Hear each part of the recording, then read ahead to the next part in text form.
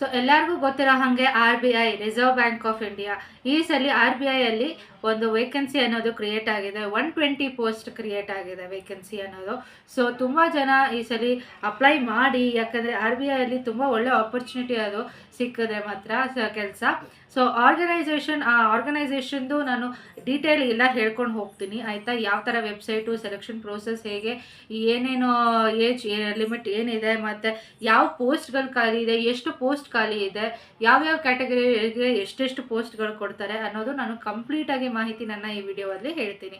So ಓಕೆನಾ. So welcome back to my YouTube channel. ವೀಕ್ಷಕರೇ ಹೇಗಿದ್ದೀರಾ? ಹೋಪ್ ಎಲ್ಲ ಚೆನ್ನಾಗಿದ್ದೀರಾ ಅಂದ್ಕೊಂಡು ಬನ್ನಿ ಇವತ್ತಿನ ನಮ್ಮ ವಿಡಿಯೋ ಒಂದನ್ನು ಸ್ಟಾರ್ಟ್ ಮಾಡೋಣ.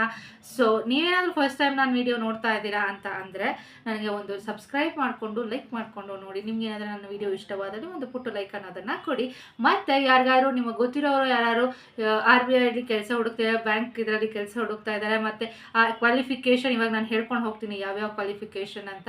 ಸೊ ಅವ್ರ ಕ್ವಾಲಿಫಿಕೇಷನ್ ಅದಿದೆ ಅಂತ ಅಂದರೆ ಅವ್ರಿಗೆ ದಯವಿಟ್ಟು ಈ ವಿಡಿಯೋವನ್ನು ಶೇರ್ ಮಾಡಿ, ಸೊ ದಟ್ ಅವ್ರಿಗೂ ಗೊತ್ತಾಗಲಿ ಈ ವಿಡಿಯೋನ. ಓಕೆ.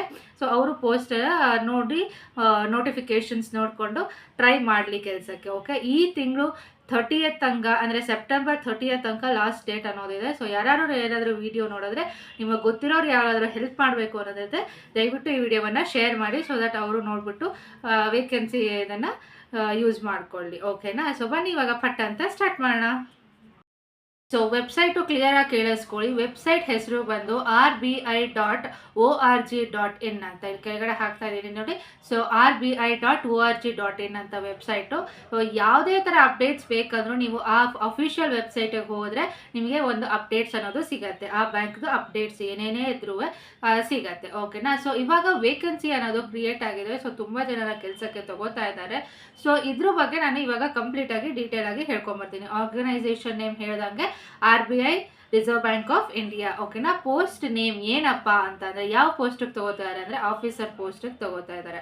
ಸೊ ವೇಕೆನ್ಸಿ 120 ಪೋಸ್ಟ್ಗಳು ವೇಕೆನ್ಸಿ ಇದೆ. 120 ಪೋಸ್ಟ್ಗಳು ವೇಕೆನ್ಸಿ ಇದೆ. ಕ್ವಾಲಿಫಿಕೇಷನ್ ಏನೇನು ಆಗಿರಬೇಕು ಅಂದರೆ ಡಿಗ್ರಿ ಆಗಿರಬೇಕು, ಗ್ರ್ಯಾಜುಯೇಟ್ ಆಗಿರಬೇಕು, ಇಲ್ಲ MA MSc ಅಥವಾ ಮಾಸ್ಟರ್ ಡಿಗ್ರಿ ಆಗಿರಬೇಕು. ಸೊ ಈ 5 ಎಜುಕೇಷನ್ ಯಾವುದಾದ್ರೂ ಆಗಿದೆ ಅಂದರೆ ದಯವಿಟ್ಟು ನೀವು ಈ ವೇಕೆನ್ಸಿನ ಯೂಸ್ ಮಾಡ್ಕೊಳ್ಳಿ. ಓಕೆನಾ. ಸೊ ಎಲಿಜಿಬಲ್ ಇರೋರು ಮತ್ತು ಇಂಟ್ರೆಸ್ಟ್ ಇರೋರು ಇವಾಗ ಅಪ್ಲೈ ಮಾಡ್ಬೋದು. ಸೊ ಓಕೆನಾ. ಸೊ ಇದು ಆಲ್ ಓವರ್ ಇಂಡಿಯಾ ಇದು ಓಪನಿಂಗ್ಸ್ ಇರೋದು. ಸೊ ಯಾರಿಗಾದರೂ ನಿಮಗೆ ಇಂಟ್ರೆಸ್ಟ್ ಇದ್ದರೆ, ಇಲ್ಲ ನಿಮಗೆ ಗೊತ್ತಿರೋರು, ಈ ಕ್ವಾಲಿಫಿಕೇಷನ್ ಓದಿರೋರು, ಗೊತ್ತಿರೋರು, ಕೆಲಸ ಇಲ್ಲದೆ ಏನಾದರೂ ಒಂದು ಸ್ವಲ್ಪ ಬೇರೆ ಥರ ಕೆಲಸ ಮಾಡಿಕೊಂಡು ಇದ್ದರೆ, ಅವ್ರಿಗೇನಾದರೂ ಹೆಲ್ಪ್ ಮಾಡಬೇಕು ಅನ್ನೋದು ನಿಮಗೇನಾದರೂ ಇದ್ದರೆ ದಯವಿಟ್ಟು ಇನ್ಫಾರ್ಮೇಷನ್ನ ಅವ್ರಿಗೂ ಶೇರ್ ಮಾಡಿ. ಓಕೆನಾ. ಇದು ಲಾಸ್ಟ್ ಡೇಟ್ ಬಂದು 30th ಸೆಪ್ಟೆಂಬರ್ 2025. ಈ ತಿಂಗಳು ಕೊನೆ ಲಾಸ್ಟ್ ಡೇಟು. ಓಕೆನಾ. ಸ್ಯಾಲ್ರಿ ಏನಪ್ಪ ಇರುತ್ತೆ ಅಂತಂದರೆ 78,450 ರೂಪಾಯಿಯಿಂದ ತಿಂಗಳಿಗೆ ಹೇಳ್ತಾ ಇರೋದು. 78,000 ಅಂದರೆ 79,000 ಅಂತಲೇ ಅಂದ್ಕೊಳ್ಳಿ. 79,000ದಿಂದ 1,50,000 ತನಕ ಸ್ಯಾಲ್ರಿ ಅನ್ನೋದು ಇದೆ ಪರ್ ಮಂತ್. ಓಕೆನಾ. ಸೊ ಯಾವ್ಯಾವ ಪೋಸ್ಟ್ಗೆ ಅಂತ ನಾನು ಇವಾಗ ಹೇಳ್ತೀನಿ. ಜನರಲ್ ಆಫೀಸರ್ ಪೋಸ್ಟ್ ಅಂದರೆ 83 ಪೋಸ್ಟ್ಗಳು ಖಾಲಿ ಇದೆ. ಓಕೆನಾ. DEPR ಪೋಸ್ಟು ಅಂದರೆ ಯಾವುದಪ್ಪ, department of economics and policy research ಅಂತ DEPR ಪೋಸ್ಟ್ ಖಾಲಿ ಇದೆ ಅಂತ ಇದೆ. ಸೊ ಅದೆಷ್ಟು ಖಾಲಿ ಇದೆ ಅಂತ ಅಂದರೆ 17 ಪೋಸ್ಟ್ಗಳು ಖಾಲಿ ಇದೆ. ಸೊ DSLM ಪೋಸ್ಟ್ ಅಂತ ಇದೆ. ಅಂದರೆ DSLM ಅಂದರೆ department of statistics and information management ಅಂತ. ಸೊ DSLM ಪೋಸ್ಟಲ್ಲಿ ಆಲ್ಮೋಸ್ಟು 20 ಪೋಸ್ಟ್ಗಳು ಖಾಲಿ ಇದೆ. ಸೊ ಜನರಲಲ್ಲಿ ಏನು ಕ್ವಾಲಿಫಿಕೇಷನ್ ಇರಬೇಕು ಅಂದರೆ ಗ್ರ್ಯಾಜುಯೇಷನ್ ಆಗಿರಬೇಕು. ಯಾವುದೇ ಥರ ಆದರೂ ಗ್ರ್ಯಾಜುಯೇಷನ್ ಆಗಿದ್ದರೆ ಓಕೆ ತಗೋತಾರೆ. ಓಕೆನಾ. DEPR ಪೋಸ್ಟ್ಗೆ ನೀವು MA ಅಥವಾ MSc ಅನ್ನೋದು ಮಾಡಿರಬೇಕು. ಮತ್ತು DSIM ಪೋಸ್ಟ್ಗೆ ಡಿಗ್ರಿ ಅಥವಾ ಮಾಸ್ಟರ್ ಡಿಗ್ರಿ ಯಾವುದಾದ್ರೂ ಆಗಿರ್ಬೋದು. ಸೊ 3 ಪೋಸ್ಟ್ಗಳು ಖಾಲಿ ಇರೋದು. ಜನರಲ್ಲು, DEPR ಮತ್ತು DSIM. ಜನರಲ್ ಹೇಳಿದ್ದೀನಿ ಎಷ್ಟು ಪೋಸ್ಟ್ಗಳೆಲ್ಲ ಖಾಲಿ ಇದೆ ಅಂತ. ಸೊ ಆ ಪೋಸ್ಟ್ ವೈಸು ತಗೋತಾ ಇದ್ದಾರೆ. ನಿಮಗೆ ಆ ಕ್ವಾಲಿಫಿಕೇಷನ್ ಇರೋದ್ರೆ ಆ ಪೋಸ್ಟ್ಗೆ ನೀವು ಯೂಸ್ ಮಾಡ್ಕೋಬೋದು. ಓಕೆನಾ. ಸೊ ಏನಪ್ಪ ಏಜ್ ಲಿಮಿಟ್ ಅಂದರೆ ಮಿನಿಮಮ್ 21 ವರ್ಷ ಆಗಿರಬೇಕು ಮತ್ತು ಮ್ಯಾಕ್ಸಿಮಮ್ 30 ವರ್ಷ ಆಗಿರಬೇಕು. 30 ವರ್ಷ ಒಳಗಡೆ ನೀವೇನಾದರೂ ಏಜ್ ಲಿಮಿಟ್ಸ್ ಇದೆ ಅಂತ ಅಂದರೆ ನೀವು ಅಪ್ಲೈ ಮಾಡ್ಬೋದು. ಓಕೆನಾ. ಸೊ ಸೆಪ್ಟೆಂಬರ್ 1 ಒಳಗೆ ನಿಮಗೆ 30 ಇಯರ್ಸ್ ಕಂಪ್ಲೀಟ್ ಆಗಿರಬೇಕು. ಓಕೆನಾ. ಅದ್ರ ಮೇಲೆ ನೀವೇನಾದರೂ 31 ಆಗಿದೆ ಸೆಪ್ಟೆಂಬರ್ ಮೇಲೆ ಅಂತಂದರೆ ಖಂಡಿತ ಅಪ್ಲೈ ಮಾಡಬೇಡಿ, ಅವರು ತಗೋತಾ ಇಲ್ಲ. ಸೊ ಇದರಲ್ಲಿ ಏಜ್ ಲಿಮಿಟ್ ಅನ್ನೋದು ಅವರು ಮುಂಚೆನೇ ನೋಟಿಫಿಕೇಷನಲ್ಲಿ ಹಾಕ್ಕೊಟ್ಟಿದ್ದಾರೆ. ಓಕೆನಾ. ಇವಾಗ ಅಪ್ಲಿಕೇಶನ್ ಫೀಸ್ ಬಗ್ಗೆ ಡೀಟೇಲಾಗಿ ತಿಳ್ಕೊಳ್ಳೋಣ. RBIಯಲ್ಲಿ ನೀವು ಸ್ಟಾಫ್ ಆಗಿದ್ದೀರಾ, ನೀವು ಕ್ಯಾಂಡಿಡೇಟು RBIಯಲ್ಲಿ ನಿಮಗೆ ಏನಾದರೂ ನೆಕ್ಸ್ಟ್ ಇದಕ್ಕೆ ಪೋಸ್ಟ್ಗೆ ನೀವು ಏನಾದರೂ ಅಪ್ಲೈ ಮಾಡ್ತೀರಾ ಅಂದರೆ ಖಂಡಿತವಾಗ್ಲೂ ನಿಮಗೆ ಅಪ್ಲಿಕೇಶನ್ ಫೀ ಏನೂ ಇರಲ್ಲ.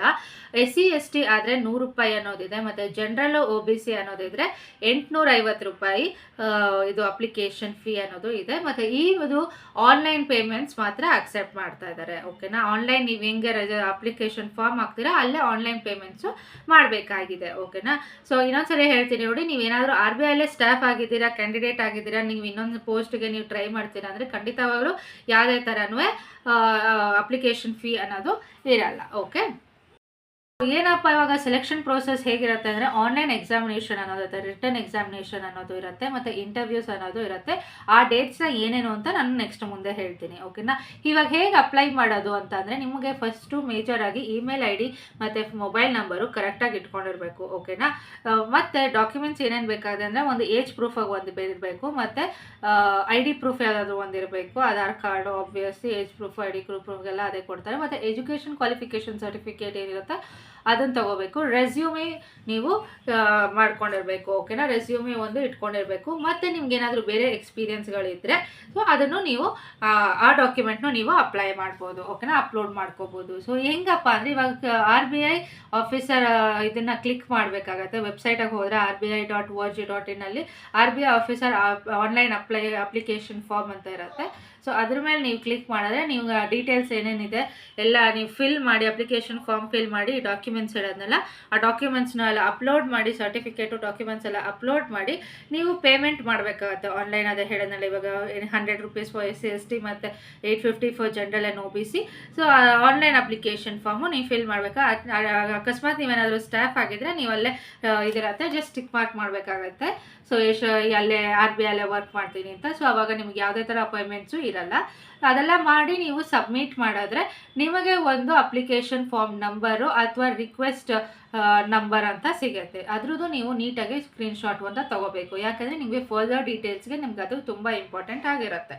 ಸೊ ಓಕೆನಾ, ಸೊ ಎಲ್ಲ ಸಬ್ಮಿಟ್ ಆದಮೇಲೆ ಲಾಸ್ಟಲ್ಲಿ ಅಪ್ಲಿಕೇಶನ್ ನಂಬರ್ ಮತ್ತು ರಿಕ್ವೆಸ್ಟ್ ನಂಬರ್ ಬರುತ್ತಲ್ಲ, ಆ ನಂಬರ್ನ ನೀವು ನೀಟಾಗಿ ಫೋಟೋ ತೆಗೆದು ಇಟ್ಕೊಳ್ಳಿ. ಸೊ ಅದು ನಿಮಗೆ ಮುಂಚೆ ರೆಫರೆನ್ಸ್ಗೆ ಬೇಕಾಗತ್ತೆ. ಸೊ ಇದು ಸ್ಟಾರ್ಟ್ ಆಗಿರೋದು 10th ಸೆಪ್ಟೆಂಬರ್ ಸ್ಟಾರ್ಟ್ ಆಗಿದೆ. ಇದು ಲಾಸ್ಟ್ ಡೇಟ್ ಬಂದು 30th ಸೆಪ್ಟೆಂಬರ್ ತನಕ 20 ದಿನ ಟೈಮ್ ಇದೆ.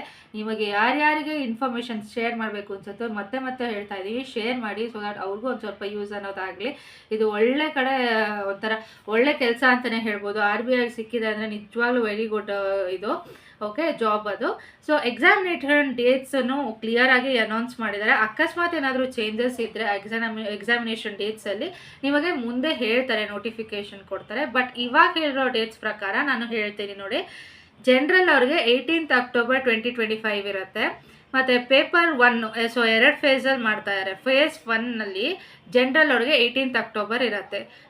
ಮತ್ತು ಪೇಪರ್ 1 ಯಾವುದು ಇವಾಗ ಫಸ್ಟ್ ಎಕ್ಸಾಮಿನೇಷನ್ನು DSIMಗೆ ಮತ್ತು DEPR ಪೋಸ್ಟ್ಗೆ ಯಾರ್ಯಾರು ಅಪ್ಲೈ ಮಾಡಿರ್ತೀರ ಅದು 19th ಅಕ್ಟೋಬರ್ ಇರುತ್ತೆ. ಓಕೆನಾ, ಮತ್ತು ಫೇಸ್ 2 ಅಲ್ಲಿ ಮತ್ತೆ 2ನೇ ರೌಂಡ್ ಅಂತ ಕ್ರಿಯೇಟ್ ಮಾಡ್ತಾರೆ. ಅದು ರಿಟರ್ನು ಆನ್ಲೈನ್ ಎಕ್ಸಾಮ್ಸೇ ಇರುತ್ತೆ ಎಲ್ಲವೇ. ಸೊ ಅದು ಜನರಲ್ ಅವ್ರಿಗೆ 6th ಡಿಸೆಂಬರ್ ಇರುತ್ತೆ, ಮತ್ತು DSIM ಮತ್ತು DEPR ಅವ್ರಿಗೆ 7th ಡಿಸೆಂಬರ್ ಇರುತ್ತೆ. ಓಕೆನಾ, ಸೊ ಎಲ್ಲ ಎಕ್ಸಾಮಿನೇಷನ್ನು ಆನ್ಲೈನಾಗಿ ಕಂಡಕ್ಟ್ ಮಾಡೋದು ಮತ್ತು ರಿಟರ್ನೇ ಇರುತ್ತೆ. ಈ ಡೇಟ್ಸ್ ಬಗ್ಗೆ ಏನಾದರೂ ಒಂಚೂರು ಬೇರೆ ಚೇಂಜಸ್ ಇದ್ದರೆ ಅವರು ನಿಮಗೆ ನೋಟಿಫಿಕೇಷನ್ನು RBI ಅಫಿಷಿಯಲ್ ವೆಬ್ಸೈಟ್ ಇವಾಗ ಹೇಳೋದ್ನಲ್ಲ ಆ ವೆಬ್ಸೈಟ್ ಅದಾದ ಇಲ್ಲಿ ಬರ್ತಾ ಇದೆಯಲ್ಲ ಅಫಿಷಿಯಲ್ ವೆಬ್ಸೈಟು, ಆ ವೆಬ್ಸೈಟಲ್ಲಿ ನಿಮಗೆ ಅಪ್ಡೇಟ್ಸ್ ಅನ್ನೋದು ಕೊಡ್ತಾರೆ. ಸೊ ಇಷ್ಟ ಆಗಿತ್ತು ಇವತ್ತು ನಮ್ಮ ವಿಡಿಯೋ.